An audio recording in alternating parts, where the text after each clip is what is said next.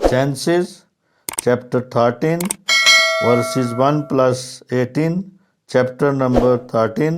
recitation, پیدائش 13واں باب پہلی آیت سے لے کے 18ویں آیت تک،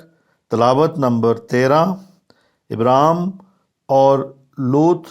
جدا ہوتے ہیں اور ابراہیم مصر سے اپنی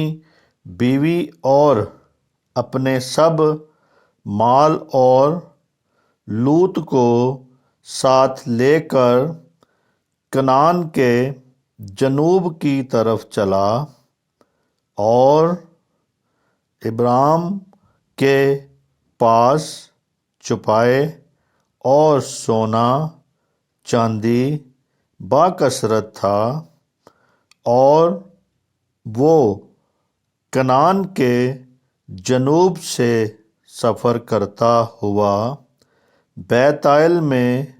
اس جگہ پہنچا جہاں پہلے بیتائل اور ائی